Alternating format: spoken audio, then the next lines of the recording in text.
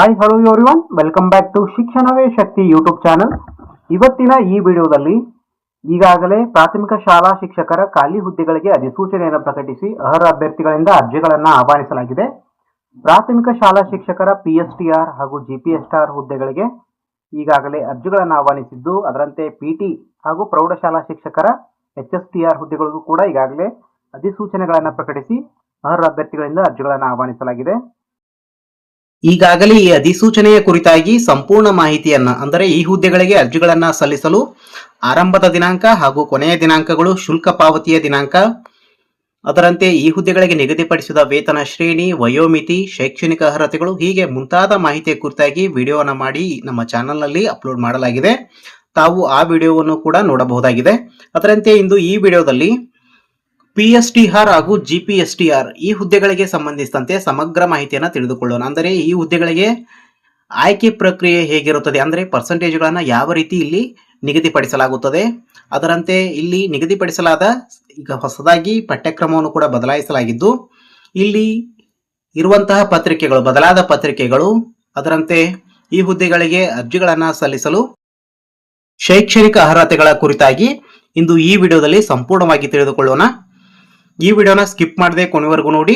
ಅದೇ ರೀತಿ ಯಾರೆಲ್ಲ ನಮ್ಮ ಚಾನಲ್ ಅನ್ನ ಸಬ್ಸ್ಕ್ರೈಬ್ ಮಾಡ್ಕೊಂಡಿಲ್ಲ, ಈ ಕೂಡಲೇ ನಮ್ಮ ಚಾನಲ್ ಅನ್ನ ಸಬ್ಸ್ಕ್ರೈಬ್ ಮಾಡ್ಕೊಳ್ಳಿ.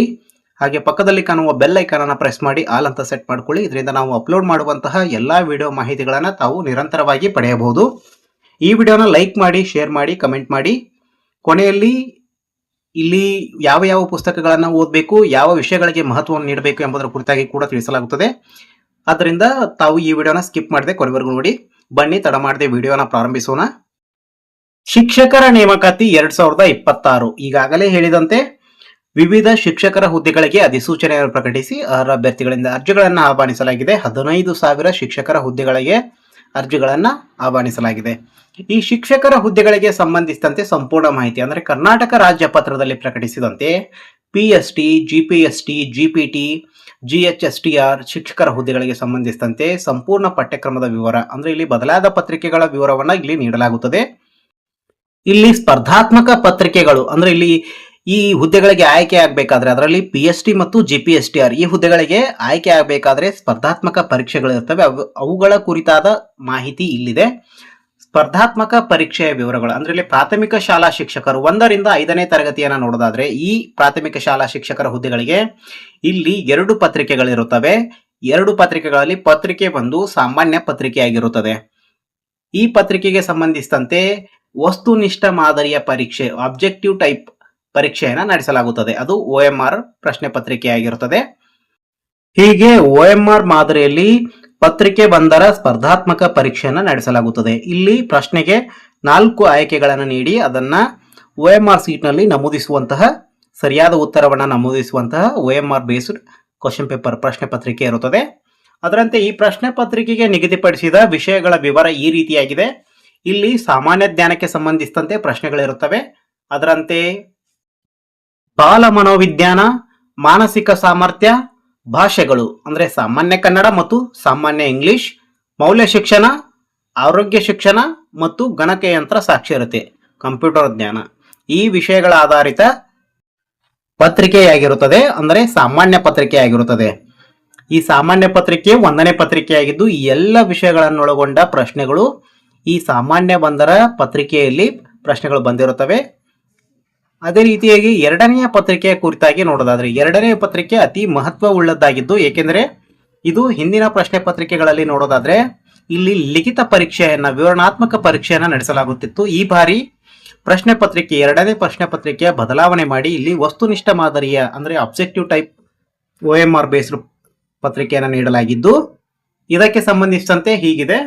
ಪತ್ರಿಕೆ 2 ವಿಷಯ ನಿರ್ದಿಷ್ಟ ಪತ್ರಿಕೆ, ಅಂದ್ರೆ ಇಲ್ಲಿ ವಿಷಯಕ್ಕೆ ಸಂಬಂಧಿಸಿದ ಅವುಗಳ ನಿರ್ದಿಷ್ಟ ಪತ್ರಿಕೆಯಾಗಿರುತ್ತದೆ. ಆ ವಿಷಯಗಳನ್ನು ಒಳಗೊಂಡ ನಿರ್ದಿಷ್ಟ ಪತ್ರಿಕೆಯಾಗಿದ್ದು, ಇದು ವಸ್ತುನಿಷ್ಠ ಮಾದರಿಯ ಪರೀಕ್ಷೆಯಾಗಿದ್ದು 100 ಅಂಕಗಳನ್ನು ಒಳಗೊಂಡಿರುತ್ತದೆ. ಪತ್ರಿಕೆ 1 ಕೂಡ 100 ಅಂಕಗಳನ್ನು ಒಳಗೊಂಡಿರುತ್ತದೆ.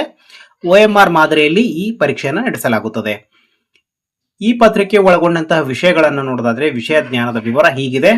ಈ ಪತ್ರಿಕೆಯು ಗಣಿತ, ಪರಿಸರ ಅಧ್ಯಯನ, EVS ಹಾಗೂ ಸಮಾಜ ವಿಜ್ಞಾನ ಈ ವಿಷಯಗಳನ್ನ ಒಳಗೊಂಡಿರುತ್ತದೆ. ಇವುಗಳ ಆಧಾರದ ಮೇಲೆ ಪ್ರಶ್ನೆ ಪತ್ರಿಕೆ 2 ವಿಷಯ ನಿರ್ದಿಷ್ಟ ಪತ್ರಿಕೆ. ಇಲ್ಲಿ ಪ್ರಶ್ನೆಗಳನ್ನ ಕೇಳಲಾಗುತ್ತದೆ. ಅದೇ ರೀತಿಯಾಗಿ ಪದವೀಧರ ಪ್ರಾಥಮಿಕ ಶಾಲಾ ಶಿಕ್ಷಕರು 6ರಿಂದ 8ನೇ ತರಗತಿ ಈ ಶಿಕ್ಷಕರ ಹುದ್ದೆಗಳಿಗೆ ಅರ್ಜಿಗಳನ್ನ ಸಲ್ಲಿಸುವಂತಹ ಅಭ್ಯರ್ಥಿಗಳಿಗೆ 2 ಪತ್ರಿಕೆಗಳನ್ನ ಇಲ್ಲಿ ನಡೆಸಲಾಗುತ್ತದೆ. ಸ್ಪರ್ಧಾತ್ಮಕ ಪರೀಕ್ಷೆಗಳನ್ನ ಇಲ್ಲಿ 2 ಪತ್ರಿಕೆಗಳನ್ನ ನಡೆಸಲಾಗುತ್ತದೆ. ಈ 2 ಪತ್ರಿಕೆಗಳ ವಿವರ ಹೀಗಿದೆ. ಪತ್ರಿಕೆ 1 ಸಾಮಾನ್ಯ ಜ್ಞಾನ ಪತ್ರಿಕೆಯಾಗಿರುತ್ತದೆ. ಇಲ್ಲಿ ಕೂಡ PST ಶಿಕ್ಷಕರ ಹುದ್ದೆಗಳಿಗೆ ನಡೆಸುವಂತೆ ಸಾಮಾನ್ಯ ಪತ್ರಿಕೆ, ಸಾಮಾನ್ಯ ಜ್ಞಾನ ಪತ್ರಿಕೆ 1ನೇ ಪತ್ರಿಕೆಯಾಗಿರುತ್ತದೆ. ಈ ಪತ್ರಿಕೆ ಒಳಗೊಂಡಂತಹ ವಿಷಯಗಳನ್ನ ನೋಡೋದಾದ್ರೆ, ಪತ್ರಿಕೆ 1 ಸಾಮಾನ್ಯ ಜ್ಞಾನ ಪತ್ರಿಕೆ. ಈ ಪತ್ರಿಕೆಯು ವಸ್ತುನಿಷ್ಠ ಮಾದರಿಯ ಪರೀಕ್ಷೆಯಾಗಿದ್ದು 100 ಅಂಕಗಳನ್ನ ಈ ಪತ್ರಿಕೆ ಒಳಗೊಂಡಿರುತ್ತದೆ. OMR ಮಾದರಿಯಲ್ಲಿ ಈ ಪರೀಕ್ಷೆಯನ್ನ ನಡೆಸಲಾಗುತ್ತದೆ. ಪತ್ರಿಕೆ 1 ಸಾಮಾನ್ಯ ಜ್ಞಾನ ಪತ್ರಿಕೆ ಒಳಗೊಂಡಂತಹ ವಿಷಯಗಳ ವಿವರಣೆ ಹೀಗಿದೆ. ಸಾಮಾನ್ಯ ಕನ್ನಡ, ಸಾಮಾನ್ಯ ಇಂಗ್ಲಿಷ್, ಸಾಮಾನ್ಯ ಜ್ಞಾನ, ಪ್ರಚಲಿತ ವಿದ್ಯಮಾನಗಳು, ಶೈಕ್ಷಣಿಕ ಮನೋವಿಜ್ಞಾನ ಮತ್ತು ಮಾನವ ಅಭಿವೃದ್ಧಿ, ಮೌಲ್ಯ ಶಿಕ್ಷಣ ಮತ್ತು ಆರೋಗ್ಯ ಶಿಕ್ಷಣ ಮತ್ತು ಗಣಕಯಂತ್ರ ಸಾಕ್ಷರತೆ ಈ ವಿಷಯಗಳ ಮೇಲೆ ಇಲ್ಲಿ ಪ್ರಶ್ನೆಗಳನ್ನ ಕೇಳಲಾಗಿರುತ್ತದೆ. ಹಾಗೂ ಪದವೀಧರ ಪ್ರಾಥಮಿಕ ಶಾಲಾ ಶಿಕ್ಷಕರು 6ರಿಂದ 8ನೇ ತರಗತಿ ಈ ಶಿಕ್ಷಕರ ಹುದ್ದೆಗಳಿಗೆ 2ನೇ ಪತ್ರಿಕೆಯ ಕುರಿತಾಗಿ ನೋಡೋದಾದ್ರೆ, ಇಲ್ಲಿ 2ನೇ ಪತ್ರಿಕೆಯನ್ನ ಬದಲಾವಣೆ ಮಾಡಲಾಗಿದ್ದು, ಈ ಹಿಂದೆ ವಿವರಣಾತ್ಮಕ ಪತ್ರಿಕೆ ಇದಾಗಿರುತ್ತಿತ್ತು. ಈಗ ಪಠ್ಯಕ್ರಮ ಹಾಗೂ ಪ್ರಶ್ನೆ ಪತ್ರಿಕೆಯ ಮಾದರಿಯನ್ನ ಬದಲಾವಣೆ ಮಾಡಲಾಗಿದ್ದು, ವಿಷಯ ನಿರ್ದಿಷ್ಟ ಪತ್ರಿಕೆಯನ್ನ ಇಲ್ಲಿ ನಡೆಸಲಾಗುತ್ತದೆ. ಅದಕ್ಕೆ ಸಂಬಂಧಿಸಿದಂತೆ ಮಾಹಿತಿ ಹೀಗಿದೆ. ಪತ್ರಿಕೆ 2 ವಿಷಯ ನಿರ್ದಿಷ್ಟ ಪತ್ರಿಕೆಯಾಗಿರುತ್ತದೆ. GPT ಭಾಷಾ ಶಿಕ್ಷಕರು ಕನ್ನಡಕ್ಕೆ ಸಂಬಂಧಿಸಿದಂತೆ ಇಲ್ಲಿ ವಿಷಯ ಜ್ಞಾನ ಕನ್ನಡದ ಆಧಾರದ ಮೇಲೆ ಇಲ್ಲಿ ಅಬ್ಜೆಕ್ಟಿವ್ ಟೈಪ್ ಪ್ರಶ್ನೆಗಳನ್ನ ಕೇಳಲಾಗುತ್ತದೆ. ವಸ್ತುನಿಷ್ಠ ಮಾದರಿಯ ಪ್ರಶ್ನೆಗಳನ್ನ 100 ಅಂಕಗಳನ್ನ ಈ ಪ್ರಶ್ನೆ ಪತ್ರಿಕೆ ಒಳಗೊಂಡಿರುತ್ತದೆ. OMR ಮಾದರಿಯಲ್ಲಿ ಈ ಪರೀಕ್ಷೆಯನ್ನ ನಡೆಸಲಾಗುತ್ತದೆ. ಅದೇ ರೀತಿಯಾಗಿ GPT ಭಾಷಾ ಶಿಕ್ಷಕರು ಇಂಗ್ಲಿಷ್ ಈ ವಿಷಯಕ್ಕೆ ಸಂಬಂಧಿಸಿದ ಶಿಕ್ಷಕರ ಹುದ್ದೆಗಳಿಗೆ ಸಂಬಂಧಿಸಿದಂತೆ ವಿಷಯ ಜ್ಞಾನ ಇಂಗ್ಲಿಷ್ ಆಗಿರುತ್ತದೆ. ಇಂಗ್ಲಿಷ್ ಆಧಾರದ ಮೇಲೆ ವಿಷಯದ ಮೇಲೆ ಇಲ್ಲಿ ವಸ್ತುನಿಷ್ಠ ಮಾದರಿಯ ಪ್ರಶ್ನೆಗಳನ್ನ ಕೇಳಲಾಗುತ್ತದೆ. ಈ ಪ್ರಶ್ನೆ ಪತ್ರಿಕೆಯು 100 ಅಂಕಗಳನ್ನ ಒಳಗೊಂಡಿರುತ್ತದೆ. OMR ಮಾದರಿಯಲ್ಲಿ ಈ ಪರೀಕ್ಷೆಯನ್ನ ನಡೆಸಲಾಗುತ್ತದೆ. ಇನ್ನು GPT ಗಣಿತ ಮತ್ತು ವಿಜ್ಞಾನ ಶಿಕ್ಷಕರು ಈ ವಿಷಯಗಳಿಗೆ ಸಂಬಂಧಿಸಿದಂತೆ ವಿಷಯ ಜ್ಞಾನ ಹೀಗಿದೆ. ಗಣಿತ ಮತ್ತು ಭೌತ ವಿಜ್ಞಾನ ಈ ವಿಷಯಗಳ ಮೇಲೆ ಇಲ್ಲಿ ವಸ್ತುನಿಷ್ಠ ಮಾದರಿಯ ಪ್ರಶ್ನೆಗಳನ್ನ ಕೇಳಲಾಗಿರುತ್ತದೆ. 100 ಅಂಕಗಳನ್ನ ಈ ಪ್ರಶ್ನೆ ಪತ್ರಿಕೆ ಒಳಗೊಂಡಿದ್ದು OMR ಮಾದರಿಯಲ್ಲಿ ಈ ಪರೀಕ್ಷೆಯನ್ನು ನಡೆಸಲಾಗುತ್ತದೆ. ಇದಿಷ್ಟು ಕರ್ನಾಟಕ ರಾಜ್ಯ ಪತ್ರದಲ್ಲಿ ಪ್ರಕಟಿಸಿದಂತೆ PST ಹಾಗೂ GPSTR ಈ ಶಿಕ್ಷಕರ ಹುದ್ದೆಗಳಿಗೆ ಅರ್ಜಿಗಳನ್ನು ಸಲ್ಲಿಸುವಂತಹ ಅಭ್ಯರ್ಥಿಗಳಿಗೆ ನಿಗದಿಪಡಿಸಿದ ಪ್ರಶ್ನೆ ಪತ್ರಿಕೆಗಳ ವಿವರಗಳಾಗಿದ್ದು, ಅದರಂತೆ ಪ್ರಾಥಮಿಕ ಶಾಲಾ ಶಿಕ್ಷಕರ ಹುದ್ದೆಗಳ ಕನಿಷ್ಠ ವಿದ್ಯಾರ್ಹತೆಯನ್ನು ನೋಡೋದಾದ್ರೆ, ಇಲ್ಲಿ ಮೊದಲಿಗೆ 1ರಿಂದ 5ನೇ ತರಗತಿಗೆ ಸಂಬಂಧಿಸಿದಂತಹ ಶಿಕ್ಷಕರ ಹುದ್ದೆಗಳಿಗೆ ನಿಗದಿಪಡಿಸಿದ ವಿದ್ಯಾರ್ಹತೆಯ ವಿವರಣೆ ಹೀಗಿದೆ. PUCಯಲ್ಲಿ ಕನಿಷ್ಠ 50 ಅಂಕಗಳು ಮತ್ತು ಎಲಿಮೆಂಟರಿ ಶಿಕ್ಷಣದಲ್ಲಿ 2 ವರ್ಷದ ಡಿಪ್ಲೊಮಾ ಅನ್ನ ಮುಗಿಸಿರಬೇಕಾಗಿರುತ್ತದೆ. ಅಥವಾ PUCಯಲ್ಲಿ ಕನಿಷ್ಠ 50 ಅಂಕಗಳು ಮತ್ತು ಎಲಿಮೆಂಟರಿ ಶಿಕ್ಷಣದಲ್ಲಿ 4 ವರ್ಷಗಳ ಪದವಿಯನ್ನ ಇವರು ಮುಗಿಸಿರಬೇಕಾಗಿರುತ್ತದೆ. ಅದೇ ರೀತಿಯಾಗಿ ಇಲ್ಲಿ ಮತ್ತು ಕರ್ನಾಟಕ ಸರ್ಕಾರ ಅಥವಾ ಭಾರತ ಸರ್ಕಾರ ನಡೆಸುವ ಶಿಕ್ಷಕರ ಅರ್ಹತಾ ಪರೀಕ್ಷೆ TETಯಲ್ಲಿ ಉತ್ತೀರ್ಣರಾಗಿರತಕ್ಕದ್ದು ಮತ್ತು ರಾಷ್ಟ್ರೀಯ ಶಿಕ್ಷಕರ ಶಿಕ್ಷಣ ಪರಿಷತ್ ನೇಮಿಸಿರಬಹುದಾದ ಇನ್ನಾವುದೇ ಉನ್ನತ ಅಥವಾ ಹೆಚ್ಚುವರಿ ಅರ್ಹತೆಗಳು. ಇಲ್ಲಿ ಒಂದು ಸೂಚನೆ ನೋಡಬಹುದು. SC ST ಪ್ರವರ್ಗ 1 ಅಂಗವಿಕಲ ಅಭ್ಯರ್ಥಿಗಳಾಗಿದ್ದಲ್ಲಿ PUCಯಲ್ಲಿ ಕನಿಷ್ಠ 45 ಅಂಕಗಳು ಪಡೆದಿರತಕ್ಕದ್ದು ಮತ್ತು PUCಯಲ್ಲಿ ಕನಿಷ್ಠ 50% ಅಂಕಗಳು ಇವರು ಗಳಿಸಿರಬೇಕಾಗಿರುತ್ತದೆ.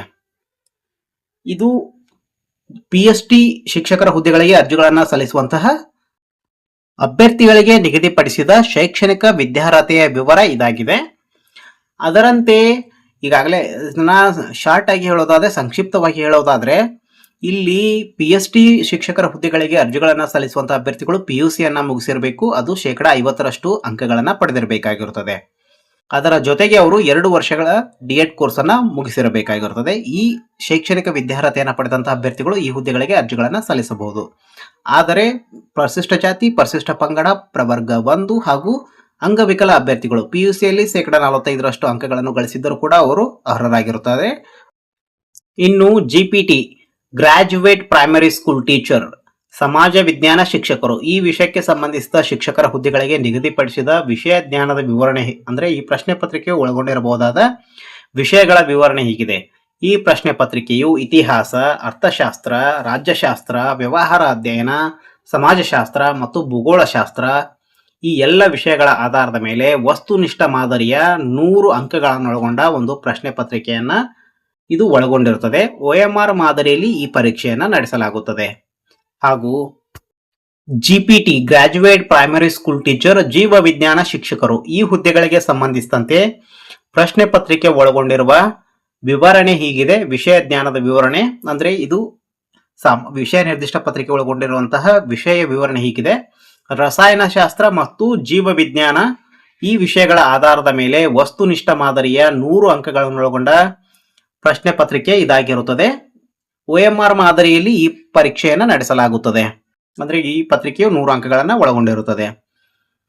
ಹಾಗೂ ಪದವೀಧರ ಪ್ರಾಥಮಿಕ ಶಾಲಾ ಶಿಕ್ಷಕರ ಹುದ್ದೆಗಳಿಗೆ ಕನಿಷ್ಠ ವಿದ್ಯಾರ್ಹತೆಯ ವಿವರವನ್ನು ನೋಡೋದಾದ್ರೆ ಇಲ್ಲಿ 6ರಿಂದ 8ನೇ ತರಗತಿ ಈ ಶಿಕ್ಷಕರ ಹುದ್ದೆಗಳಿಗೆ ಸಂಬಂಧಿಸಿದಂತೆ ಶೈಕ್ಷಣಿಕ ವಿದ್ಯಾರ್ಹತೆಯ ನಿಗದಿ ಹೀಗಿದೆ. ಪದವಿಯಲ್ಲಿ ಕನಿಷ್ಠ ಸರಾಸರಿ 50% ಅಂಕಗಳು ಮತ್ತು ಎಲಿಮೆಂಟರಿ ಶಿಕ್ಷಣದಲ್ಲಿ 2 ವರ್ಷಗಳ ಡಿಪ್ಲೊಮಾ ಮುಗಿಸಿರಬೇಕಾಗಿರುತ್ತದೆ. ಅಥವಾ PUCಯಲ್ಲಿ ಕನಿಷ್ಠ ಸರಾಸರಿ 50% ಅಂಕಗಳು ಮತ್ತು ಎಲಿಮೆಂಟರಿ ಶಿಕ್ಷಣದಲ್ಲಿ 4 ವರ್ಷಗಳ ಪದವಿ ಅಥವಾ ಶಿಕ್ಷಕರ ಶಿಕ್ಷಣದಲ್ಲಿ 4 ವರ್ಷಗಳ ಪದವಿಯನ್ನ ಮುಗಿಸಿರಬೇಕಾಗಿರುತ್ತದೆ. ಅಂತಹ ಅಭ್ಯರ್ಥಿಗಳು ಅದರ ಜೊತೆಗೆ SC ಇಲ್ಲಿ ಒಂದು ಮುಖ್ಯ ಸೂಚನೆಯನ್ನು ನೀಡಲಾಗಿದೆ. SC ST ಪ್ರವರ್ಗ 1 PH ಫಿಸಿಕಲ್ ಹ್ಯಾಂಡಿಕ್ಯಾಪ್ಡ್ ಈ ಅಭ್ಯರ್ಥಿಗಳು ಪದವಿ ಅಥವಾ PUCಯಲ್ಲಿ ಕನಿಷ್ಠ 45% ಅಂಕಗಳನ್ನು ಪಡೆದಿರತಕ್ಕದ್ದು. ಇವರಿಗೆ 5% ಅಂಕಗಳ ವಿನಾಯಿತಿಯನ್ನು ನೀಡಲಾಗಿದೆ. ಉಳಿದ ಪ್ರವರ್ಗದ ಅಭ್ಯರ್ಥಿಗಳು 50% ಅಂಕಗಳನ್ನು ಗಳಿಸಬೇಕಾಗುತ್ತದೆ. ಆದರೆ SC ST ಪ್ರವರ್ಗ 1 ಹಾಗೂ ಫಿಸಿಕಲ್ ಹ್ಯಾಂಡಿಕ್ಯಾಪ್ಡ್ ಈ ಪ್ರವರ್ಗದ ಅಭ್ಯರ್ಥಿಗಳು 45% ಅಂಕಗಳನ್ನು ಗಳಿಸಿದ್ದರೂ ಕೂಡ ಇವರು ಅರ್ಹರಾಗಿರುತ್ತಾರೆ ಅರ್ಜಿಗಳನ್ನು ಸಲ್ಲಿಸಲು. ಮತ್ತು ಕರ್ನಾಟಕ ಸರ್ಕಾರ ಅಥವಾ ಭಾರತ ಸರ್ಕಾರ ನಡೆಸುವ ಶಿಕ್ಷಕರ ಅರ್ಹತಾ ಪರೀಕ್ಷೆ TETಯಲ್ಲಿ ಉತ್ತೀರ್ಣರಾಗಿರತಕ್ಕದ್ದು. ಸಂಕ್ಷಿಪ್ತವಾಗಿ ಹೇಳೋದಾದ್ರೆ ಇಲ್ಲಿ 2 ವರ್ಷಗಳ D.Ed ಕೋರ್ಸ್ ಅನ್ನ ಮುಗಿಸಿರಬೇಕು, ಪದವಿಯನ್ನ ಮುಗಿಸಿರಬೇಕು 50% ಅಂಕಗಳೊಂದಿಗೆ, ಹಾಗೂ TETಯನ್ನ ಪಾಸ್ ಆಗಿರಬೇಕು. ಅಂತಹ ಅಭ್ಯರ್ಥಿಗಳು ಈ ಹುದ್ದೆಗಳಿಗೆ ಅರ್ಜಿಗಳನ್ನ ಸಲ್ಲಿಸಲು ಅರ್ಹರಾಗಿರುತ್ತದೆ. B.Ed ಅನ್ನು ಮುಗಿಸಿದಂತಹ ಅಭ್ಯರ್ಥಿಗಳು ಕೂಡ ಈ ಪರೀಕ್ಷೆಗಳಿಗೆ ಅರ್ಜಿಗಳನ್ನ ಸಲ್ಲಿಸಲು ಅರ್ಹರಾಗಿರುತ್ತಾರೆ. ಇದಿಷ್ಟು 6ರಿಂದ 8ನೇ ತರಗತಿಗಳಿಗೆ ಸಂಬಂಧಿಸಿದ ಶಿಕ್ಷಕರ ಹುದ್ದೆಗಳಿಗೆ ಅರ್ಜಿಗಳನ್ನು ಸಲ್ಲಿಸುವಂತಹ ಅಭ್ಯರ್ಥಿಗಳಿಗೆ ನಿಗದಿಪಡಿಸಿದ ಪ್ರಶ್ನೆ ಪತ್ರಿಕೆಗಳು ಹಾಗೂ ಶೈಕ್ಷಣಿಕ ಅರ್ಹತೆಯ ನಿಗದಿ ಇದಾಗಿದ್ದು, ಇನ್ನು ಪ್ರಾಥಮಿಕ ಶಾಲಾ ಶಿಕ್ಷಕರು 1ರಿಂದ 5ನೇ ತರಗತಿ ಈ ಹುದ್ದೆಗಳಿಗೆ ಅರ್ಜಿಗಳನ್ನು ಸಲ್ಲಿಸುವಂತಹ ಅಭ್ಯರ್ಥಿಗಳಿಗೆ ಇಲ್ಲಿ ಆಯ್ಕೆಯ ವಿಧಾನವನ್ನು ನೋಡೋದಾದ್ರೆ, ಇಲ್ಲಿ ಅಂಕಗಳ ನಿಗದಿಯನ್ನ ಕನ್ಸಿಡರ್ ಮಾಡುವಂತಹ ನಿಗದಿಯನ್ನ ನೋಡೋದಾದ್ರೆ, ಪ್ರಾಥಮಿಕ ಶಿಕ್ಷಣದಲ್ಲಿ ಡಿಪ್ಲೊಮಾ D.Ed ಅಥವಾ ವಿಶೇಷ ಶಿಕ್ಷಣದಲ್ಲಿ ಡಿಪ್ಲೊಮಾ ಹೊಂದಿರುವಂತಹ ಪ್ರಕರಣದಲ್ಲಿ ಈ ಅಭ್ಯರ್ಥಿಯ ಪರ್ಸೆಂಟೇಜ್ ಶೇಕಡಾವಾರು ಅಂಕಗಳ ಪ್ರಮಾಣವನ್ನ ಈ ಕೆಳಕಂಡಂತೆ ಲೆಕ್ಕ ಹಾಕಲಾಗುವುದು. ಇಲ್ಲಿ ಸ್ಪರ್ಧಾತ್ಮಕ ಪರೀಕ್ಷೆಯಲ್ಲಿ ಪಡೆದ ಅಂಕಗಳು CETಯಲ್ಲಿ ಪಡೆದಂತಹ ಅಂಕಗಳನ್ನ 70%, ಶಿಕ್ಷಕರ ಅರ್ಹತಾ ಪರೀಕ್ಷೆಯಲ್ಲಿ ಪಡೆದ ಅಂಕಗಳು TET ಪತ್ರಿಕೆಯಲ್ಲಿ ಪಡೆದಂತಹ ಅಂಕಗಳು 20%, PUC ಅಥವಾ ತತ್ಸಮಾನ ಪರೀಕ್ಷೆಯಲ್ಲಿ ಪಡೆದಂತಹ ಅಂಕಗಳು 8%, ಶಿಕ್ಷಕರ ಶಿಕ್ಷಣ ಕೋರ್ಸ್ನಲ್ಲಿ ಪಡೆದಂತಹ ಅಂಕಗಳು 2%, ಹಾಗೂ 4 ವರ್ಷಗಳ ಶಿಕ್ಷಕರ ಶಿಕ್ಷಣ ಪದವಿ ಹೊಂದಿರುವ ಅಭ್ಯರ್ಥಿಯ ಪ್ರಕರಣದಲ್ಲಿ ಆ ಅಭ್ಯರ್ಥಿಯ ಪರ್ಸೆಂಟೇಜ್ ಶೇಕಡಾವಾರು ಅಂಕಗಳ ಪ್ರಮಾಣವನ್ನ ಈ ಕೆಳಗಿನಂತೆ ಅಭ್ಯರ್ಥಿಯ ಅಂಕಗಳನ್ನು ಲೆಕ್ಕ ಹಾಕಲಾಗುವುದು. ಅದರ ವಿವರ ಹೀಗಿದೆ. ಇಲ್ಲಿ ಸ್ಪರ್ಧಾತ್ಮಕ ಪರೀಕ್ಷೆಯಲ್ಲಿ ಪಡೆದ ಅಂಕಗಳು CETಯಲ್ಲಿ ಪಡೆದಂತಹ ಅಂಕಗಳನ್ನ 70% ನಿಗದಿಪಡಿಸಲಾಗಿದೆ. ಅದರಂತೆ ಶಿಕ್ಷಕರ ಅರ್ಹತಾ ಪರೀಕ್ಷೆ ಅಂದ್ರೆ TETಯಲ್ಲಿ ಪಡೆದಂತಹ ಅಂಕಗಳನ್ನ ಇಲ್ಲಿ 20% ನಿಗದಿಪಡಿಸಲಾಗುತ್ತದೆ. ಇನ್ನು 4 ವರ್ಷಗಳ ಕೋರ್ಸ್ಗಳನ್ನ ಮುಗಿಸುವಂತಹ ಅಥವಾ ತತ್ಸಮಾನ ಶಿಕ್ಷಕರ ಶಿಕ್ಷಣ ಪದವಿಯಲ್ಲಿ ಪಡೆದಂತಹ ಅಂಕಗಳನ್ನ 10% ಇಲ್ಲಿ ನಿಗದಿಪಡಿಸಿ ಅಭ್ಯರ್ಥಿಗಳನ್ನ ಆಯ್ಕೆ ಮಾಡಿಕೊಳ್ಳಲಾಗುತ್ತದೆ.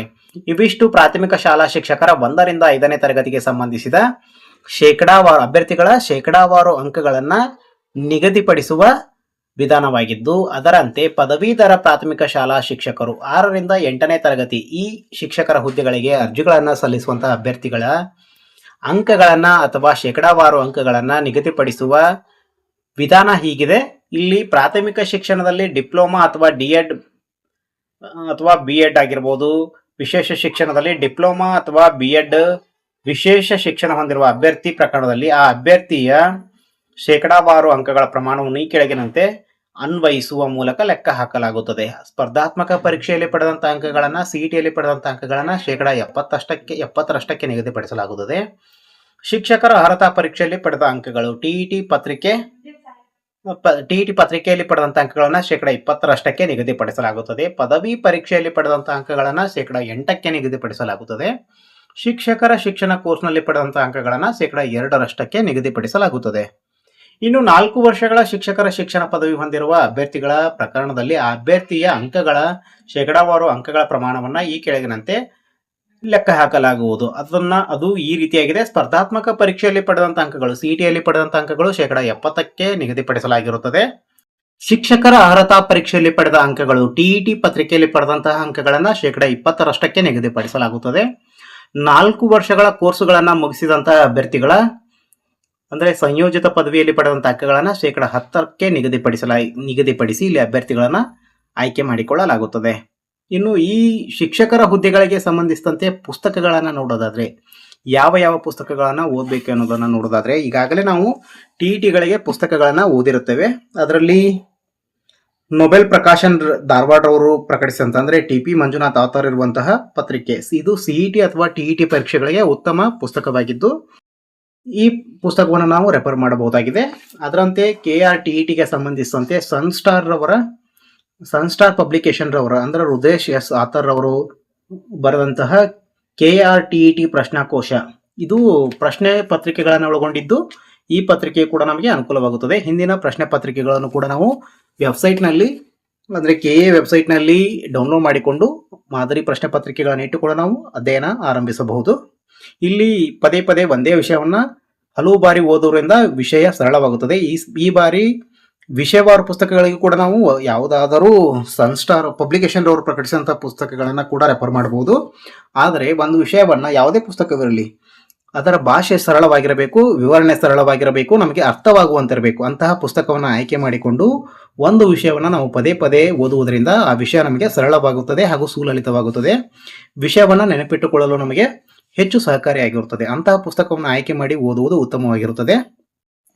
ಅರ್ಜಿಗಳನ್ನು ಸಲ್ಲಿಸುವ ಮುನ್ನ ಎಲ್ಲ ಅಭ್ಯರ್ಥಿಗಳು ಡಿಸ್ಕ್ರಿಪ್ಷನ್ ಬಾಕ್ಸ್ನಲ್ಲಿ ನೀಡಲಾಗಿರುವ ಲಿಂಕ್ ಅನ್ನು ಬಳಸಿ ತಾವು ನೋಟಿಫಿಕೇಶನ್ ಅನ್ನು ಡೌನ್ಲೋಡ್ ಮಾಡಿಕೊಂಡು ಅದನ್ನು ಸಂಪೂರ್ಣವಾಗಿ ಓದಿ ಎಚ್ಚರಿಕೆಯಿಂದ ಎಲ್ಲ ಅರ್ಹತೆಗಳನ್ನು ಮತ್ತೊಮ್ಮೆ ಪರಿಶೀಲಿಸಿಕೊಂಡು ನಿಗದಿತ ದಿನಾಂಕದೊಳಗಾಗಿ ಅರ್ಜಿಗಳನ್ನು ಸಲ್ಲಿಸಿ. ಎಲ್ಲರಿಗೂ ಶುಭವಾಗಲಿ. ಕೊನೆಗೊಂದು ಹಿತನುಡಿ: ಗೆಲುವು ಎನ್ನುವುದು ಅಂತಿಮವಲ್ಲ, ಸೋಲು ಎನ್ನುವುದು ಮಾರಕವಲ್ಲ.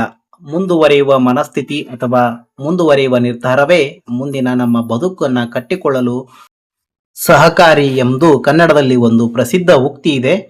ಈ ಮಾತಿನ ತಾತ್ಪರ್ಯ ಎಷ್ಟೇ, ಗೆಲುವು ಎನ್ನುವುದು ಅಂದರೆ ಜೀವನದಲ್ಲಿ ನಾವು ಯಾವುದೇ ಒಂದು ಗುರಿ ಉದ್ದೇಶವನ್ನು ಇಟ್ಟುಕೊಂಡು ಅದನ್ನು ತಲುಪುವ ಯಶಸ್ಸಿನ ಹಾದಿಯತ್ತ ನಡೆಯುವಾಗ ನಮಗೆ ಗೆಲುವು ಉಂಟಾದರೂ ಕೂಡ ಅದು ಅಂತಿಮವಲ್ಲ. ನಮ್ಮ ಬದುಕು ಅಲ್ಲಿಗೆ ನಿಲ್ಲುವುದಿಲ್ಲ. ನಾವು ಮುಂದುವರಿಯಬೇಕಾದರೆ, ಉತ್ತಮ ಬದುಕನ್ನು ಕಟ್ಟಿಕೊಳ್ಳಬೇಕಾದರೆ ನಾವು ಮತ್ತೆ ನಮ್ಮ ಸಾಧನೆಯ ಹಾದಿಯನ್ನು ಮುಂದುವರೆಸಬೇಕಾಗುತ್ತದೆ.